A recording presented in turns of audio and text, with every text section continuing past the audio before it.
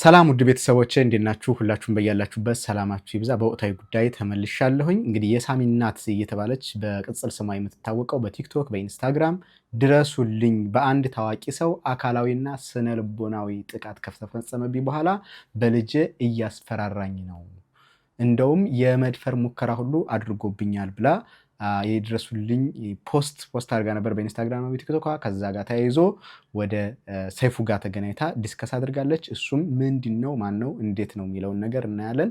በሁለተኛ ደረጃ ደግሞ የዶንኪቲዩብ ባለቤት እሸቱ ዶንኪቲዩብ አደጋ ላይ ነው፣ ሰራተኞች ሊበተኑ ደግፉ ብሎ ነበርና በዚህ ጉዳይ እጅግ ብዙ አይነት ሀሳብ በሶሻል ሚዲያ ተቃውሞና ድጋፍ እየተፋፋመ ነው ወይም ደግሞ እየተተነተነ ነው። በጣም የተለያዩ ከሶስት ከአራት በላይ አይነት ሀሳቦች እየተፋፋሙ እየተተነተኑ ነው። ከሱ ሳይድ በመደገፍና እሱ ውሸቱን ነው በማለት የሚገለጽ ነው የሚሆነው። እሱንም የተለያዩ ሀሳቦች ያሏቸውን ሰዎች አምጥቼ አሳያችኋለሁ። አብራችሁ ይቆዩ እና እሸቱን በተመለከተ እሸቱ ማምነው ሰው አይደለም። በእርግጥ ማንም ሰው ከሰርኩኝ ወደቅኩኝ ሲል በተለይ መክሰርን መውደቅን እንደሚያቅሰው እንደዚህ የሚል የድፍረት ቃል መናገር አልፈልግም፣ ክፉም መናገር አልፈልግም። እሸቱም ላይ ሆነ ማንም ሰው ወደቅኩኝ ደከምኩኝ በተለይ ቢዝነስ ጀምሮ። ምክንያቱም አሁን በዚህ ሰዓት ላይ ኢትዮጵያ ውስጥ በተለይ አዲስ አበባ አካባቢ ላይ ያሉ ቢዝነሶች አንዳንድ ሰዎች እየመጣ ያለውን ለውጥ ምናምን ነገርን ስላልተቋቋሙት ከኑሮ ውድነቱም ጋር ተያይዞ ብዙ ሰዎች ሰርቫይቭ ማድረግ ስላልቻሉ በጣም ብዙ ሰዎች የንግድ ፍቃዳቸውን እየመለሱ ነው፣ ሱቃቸውን እየዘጉ ነው፣ እየከሰሩ ነው ያሉት። እንደ ኮንቴንት ራሱ እዚህ ቲክቶክ ላይ ቢሮ የሚሸጥ ሰውዬ ኮንቴንት አላያችሁ? ሙሉ ከነ ቢሮ እቃ። በዚህ አጋጣሚ ስቱዲዮ መግዛት የሚፈልግ ሰው ካለ ያለውን ነገር ምናምን ስቱዲዮ መግዛት የሚፈልግ ካለ እኔ ስቱዲዮ የመሸጥ ሀሳብ አለኝ። የመስቀል ሚዲያን ስቱዲዮ የትኛውን ቤተ እምነት ልትሆኑ ትችላላችሁ። እኛ ከፍለን መቀጠል እንችላለን፣ የእኛ ኮንቴንት ያስቀጥለናል የምትሉ ሰዎች መቀጠል ትችላላችሁ በመሸጥ ዝራ ከተወራ እና በጣም ብዙ ሰዎች ሱቃቸውን ዘግተዋል። በጣም ብዙ ሰዎች ከስረዋል። በጣም ብዙ ሰዎች ስራ ቢዝነስ ቀይረዋል፣ ትተዋል። አንዳንዶች ከሀገር እየወጡ ነው፣ ሌሎች ቤታቸው ተመልሰው ገብተዋል። እና ካለው ሲቹዌሽን አንጻር ዩቲዩብም ሆነ ሌላም ስራ ሰርተ በተለይ እንደ እሸቱ በጣም ትልቅ ቢዝነስ አቋቁመ ይከብዳል ሰርቫይቭ ለማድረግ። ግን እኔ እሸቱን ማመን ይከብደኛል። አሁንም እሸቱ ልክ ባምቢን በተመለከተ ወይም ባምቢ ሀበሻን በተመለከተ ባለፈው ስሟን ሳይጠቅስ እሷን የሚጠቅስ የእሷን ማንነት ወይም እሷ የምታደርጋቸውን ነገሮች እየነቀዘ አውጥቶ ቶፒክ ሲሆን ተመልክተናል። እሸቱ በጣም ኳሊቲ ነገሩ ሶሻል ሚዲያን ጠንቅቆ ያውቃልና ቶፒክ ለመሆኑ የፈለገ ይመስለኛል። ቶፒክ መሆን ከፈለገ በኋላ ልክ እንደ ሁክ አለ አይደል? ልክ አሳ አጥማጆች አሳ ለመያዝ ትንሹን አሳ የአሳው መያዣ ጫፍ ላይ አድርገው ትልቁን አሳ እንደሚይዙ ልክ እንደ ሶሻል ሚዲያ ሁክ ማድረግ ያለ መያዣው ላይ ትንሽ የአሳ አድርገህ ህዝቡን ትይዛለህ። ልክ እንደዛ ብዙ ሰዎች ወደሱ ሚዲያ ጎርፈው ሄደው ሰዎች የኪሳራ ታሪክ መስማት ይፈልጋሉ፣ የውድቀት ታሪክ መስማት ይፈልጋሉ። ባሌ ከዳይ ብለሽ ስቶሪ ታይም ብለሽ ብታወሪ ሚሊየንስ ሰዎች ይመለከቱሻል። እንዴት ባሏ ከዳት የሚለውን ነገር በተለይ ምዕራፍ 1 ላይ ድንግሌኔን የሰጠሁት ክብረ ንጽህናን የሰጠሁት ማንነቴን የሰጠሁት ብለሽ ታሪኩን ከጀመርሽ እናቴ እስከ 16ኛ ክፍል ብትሄጂ ድረስ ሙሉን ሙልጭ አድርገው ይሰማሉ ሰዎች። የሰው የውድቀት ታሪክ ያስተምረናል ብለው ከማመን የሚሆን ውድቀት የመስማት ዝንባሌያችን ከፍተኛ ስለሆነ የሚሆን አላቅም፣ ጥናት አላደረኩበትም፣ ይሰማል ሰው የውድቀት ታሪክ። ከዚህ የተነሳ እሸቱ ኮሜዲያን እሸቱ ይህንን የውድቀት ታሪኩን ሲሰማ በተለይ ባለፈው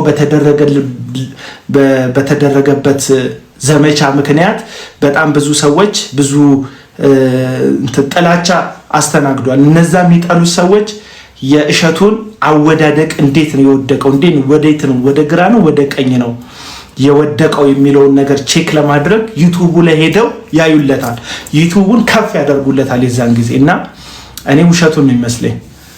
እሱ የሚለው ምንድነው እሸቱ ይሄንን እንደ ኮንቴንት አድርጎ ነው ያመጣው፣ ውሸቱን ነው ራሱ እንደዚህ አይነት ሁክ የሚያደርግ ወይም ደግሞ የሰውን አቴንሽን የሚይዝ እንደ ኮንቴንት ተጠቅሞት ከዛ ዩቲዩቡ መልሶ አልጎሪዝሙ እንዲነሳለት ነው እንጂ ውሸቱን ነው ይመስለኝ የሚል ነው ድምዳሜው ማለት ነው። ቀጣዩን ደግሞ ይዩት። ኮሜዲያን እሸቱ ሰላም ነው ወይ? ብዙ ጥሩ ስራዎችንም ሲሰራ አይተናል። አንዳንድ ሚስቴኮችንም ሲያደርጉ አይተናል።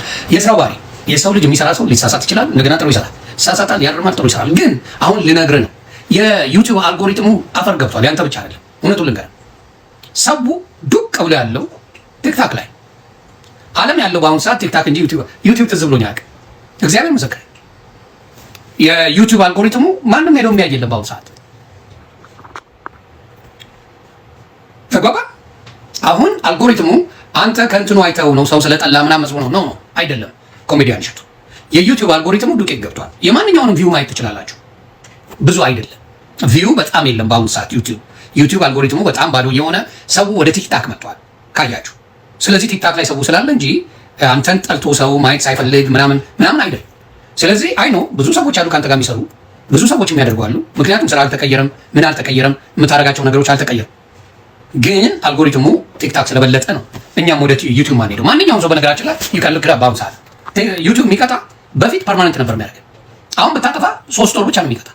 ባን አድርጎ በ3 ወር መመለስ ትችላለህ። ዩቲዩብ ማየት ትችላለህ። ለምን ገበያቸው ደርቋል፣ ባዶ ገብተዋል። ስለዚህ ባዶ ስለገቡ ዩቲዩቦች ራሱ በፊት ፐርማነንትሊ ባን ያደረጉንን ሰዎች እኔ ተደርጎልኛል ጀመር ተብዬ አልፈልግም። ዮኒ ደግሞ የሚለው ምንድነው ዩቲዩብ አልጎሪዝሙ የተመታ የሆነው ሰው ወደ ቲክቶክ እና ወደ ሌሎች ሶሻል ሚዲያ ፕላትፎርሞች ስለሄደ ነው እንጂ ዩቲዩብ ማንኛውም ዩቲዩበር ቪው በጣም አናሳ ነው፣ እንደ በፊቱ አይደለም። በዛ ምክንያት ነው እንጂ ሰው ጠልቶህ አይደለም እንደሚባለው የሰው ጠልቶህ ዘመቻ ተከፍቶብህ አይደለም። ራሱ ዩቲዩብ አልጎሪዝሙ ሙዝቅ ያለው ሰው በቃ ዩቲዩብ ማየት አስጠልቶታል።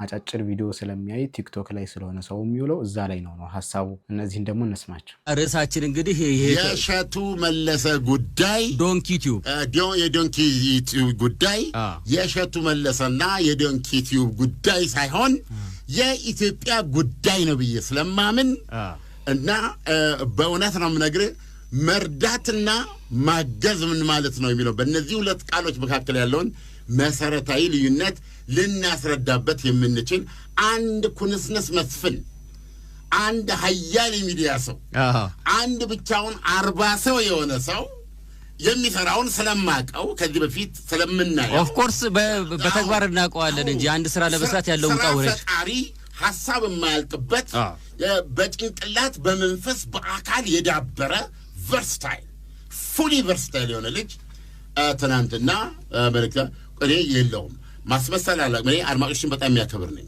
አልቅሻለሁ።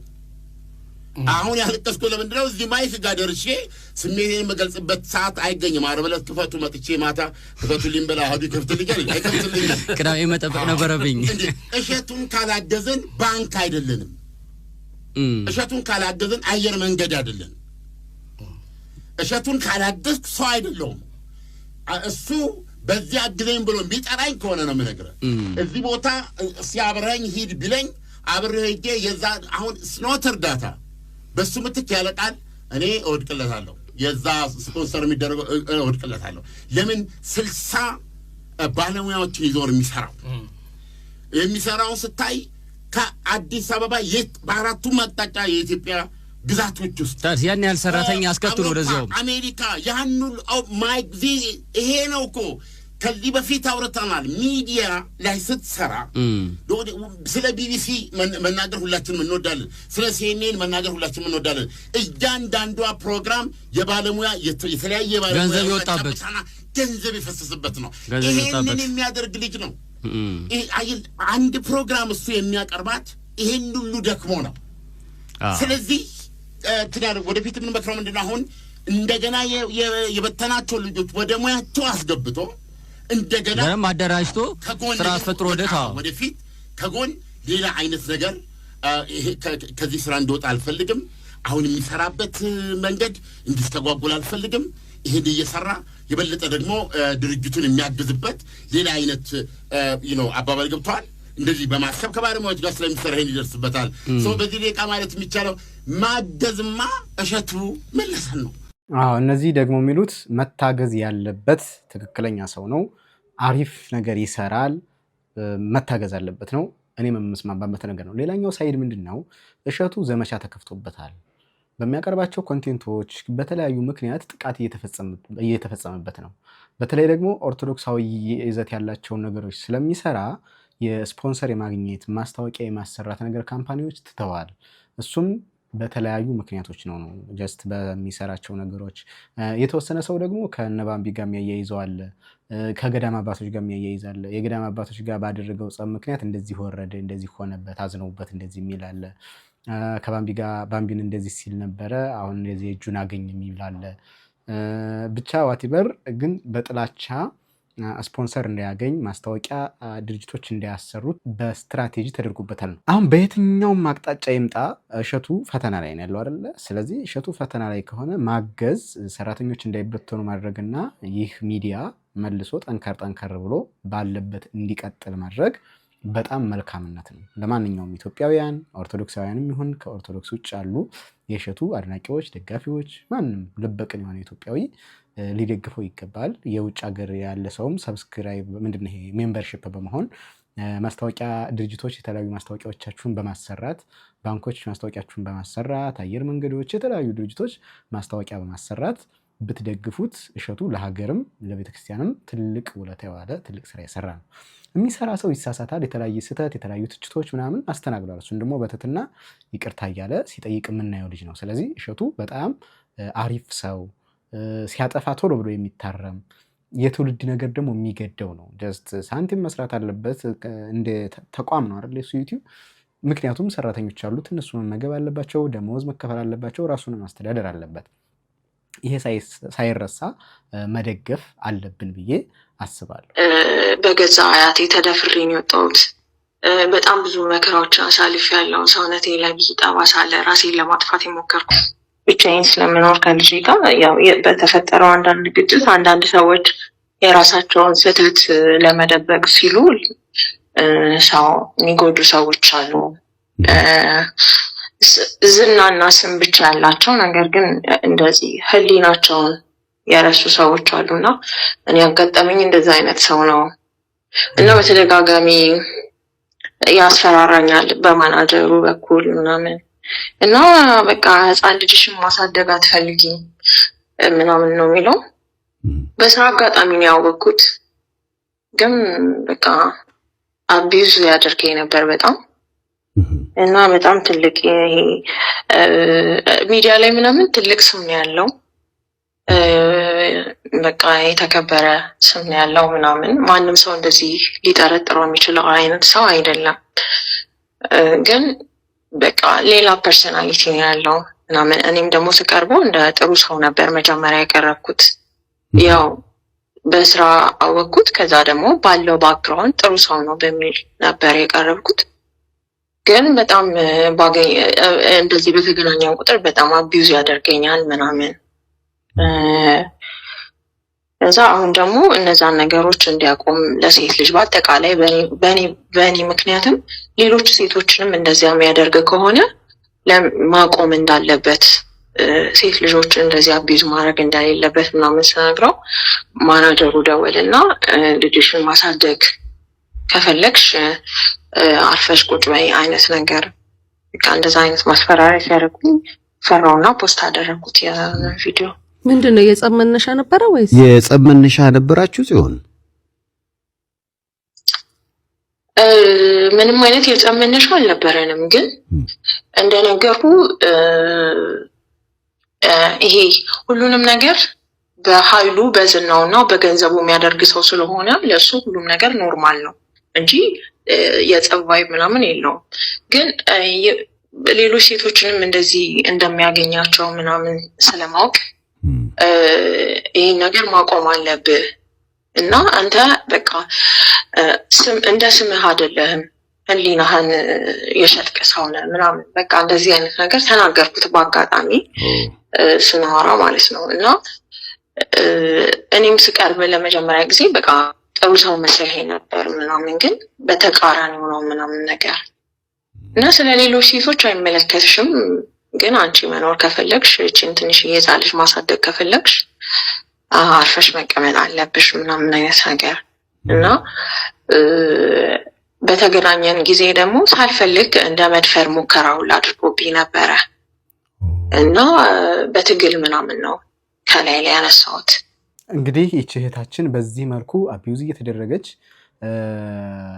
ስነ ልቦናዊም አካላዊም ጥቃት እንደተፈጸመባት ራሷን ሊደፍራት ብሎ በትግል ራሷን እንዳዳነች እና በመቄዶንያ ላይም ስትሰራ በነበረበት ሰዓት እጅግ አስቸጋሪ ጊዜ እንዳሳለፈች አቢዩዝ እየተደረገች እየተጨነቀች ጊዜዋን እንዳሳለፈች እና አሁን ግን በልጇ ሳይቀር እያስፈራሯት ልጅሽን ማሳደግ ትፈልጊያለሽ አትፈልጊም እዚህ ድረስ ለህይወቷ አስጊ ስለሆነ በኢንስታግራም እና በቲክቶክ አካውንቷ ላይ ልትደርሱልኝ ይገባል፣ አንድ ታዋቂ ሰው እንደዚህ እያደረገኝ ነው ብላ እንደውም ዲቴይሉን የሆነ ነገር ቢያደርገኝ ለፖሊስና ለሚመለከተው አካል ለሶሻል ሚዲያም እንድታወጭ ብላ ለአንዲት የቅርብ ወዳጇ ሰታታለች ማለት ነው መረጃውን። እንግዲህ በዚህ መልኩ ነው ሰይፉ ጋር ቀርባ እየተናገረች የነበረው። በጣም ያሳዝናል። እውነት ለመናገር እገሌ ተብሎ ስሙ ተገልጾ ሰውየው በትክክል ቢከሰስና በህግ ቢጠየቅ ትልቅ የሆነ ለውጥ ይመጣል ብዬ አስባለሁ። እንደዚህ የምላችሁ በምክንያት ነው። ምክንያቱም አይታችሁ ከሆነ ከአርቱ ጋር ያሉ ሰዎች ብዙ ጊዜ ሴቶችን አቢዩዝ ያደርጋሉ፣ ሴቶችን ይደፍራሉ፣ ሴቶችን አስገድደው ወደ ስኬታችሁ መምጣት ከፈለጋችሁ እያሉ ሴትነታቸውን ይጠቀሙታል። ብዙ ሰው ኢንተርቪው ሲደረጋ ያለሁኝ በተለይ ዘፋኝ ለመሆን ተዋናይ ለመሆን ምናምን የሚሄዱ ሴቶች ራሳቸውን ሆነው ሳይሆን ለነዛ ሰዎች ራሳቸውን ገብረው እያለፉ እንደሆነና በዛ አስቸጋሪ ነገር ውስጥ እያለፉ እንደሆነ ብዙ ጊዜ ይናገራሉ፣ ይገልጻሉ እና የብዙ ሴቶች እንባ ነው። አሁን ደግሞ አቅማቸውን ልጆች ወይም ሴቶች እህቶቻችን አቅማቸውን በሶሻል ሚዲያ በቲክቶክ ወይም በኢንስታግራም ወይም ደግሞ በፌስቡክ በማሳየት በብዙ ሰው ዘንድ ስኪላቸውን፣ ጥበባቸውን፣ ችሎታቸውን ማሳየት ይችላሉ። ስለዚህ በራሱ ይሄ አልጎሪዝሙ ፑሽ አድርጎ ሰው ጋር ያደርሳቸዋል፣ የሚፈልጉት ደረጃ መድረስ ይችላሉ። ከዛ በፊት የሚኖሩት ግን በጣም እየተጨነቁ የሚፈልጉትን ስራ ለመስራት ሲሉ የማይፈልጉትን ነገር እያደረጉ እንደኖሩ ብዙ ሰዎች ሲናገሩ ሲመሰክሩ ሰማለሁ። እና የሳሚ እናት ሊደረስላት የሚገባ ምስኪን ልጅ ናት። አሁንም የህግ ያለህ የሶሻል ሚዲያ ያለህ ድረሱልኝ እያለች ነው። ልንደርስላት ይገባል ብዬ አስባለሁ። እንግዲህ ለሰይፉም በዚህ መልኩ አብራርታለች። ሚዲያዋ ላይም በአንድ ሚዲያ ስቶሪ ታይም ብዬ በሙሉ ግልጽልጽ አድርጌ እናገራለሁ ብላለች። ጀስት የምትለውን ደግሞ የምንሰማ ይሆናል ማለት ነው። ውድ ቤተሰቦች በዛሬው ዕለት ያስኳቸው ቪዲዮዎች እነዚህ ነበሩ። ከወደዳችኋቸው ላይክ በማድረግ ሀሳብና አስተያየታችሁን ኮሜንት ላይ በማድረግ ቻናሉንም ሰብስክራይብ በማድረግ ቤተሰብ ሁኑ። እስከዚህ ሰዓት ስለጠበቃችሁኝ አመሰግናለሁ።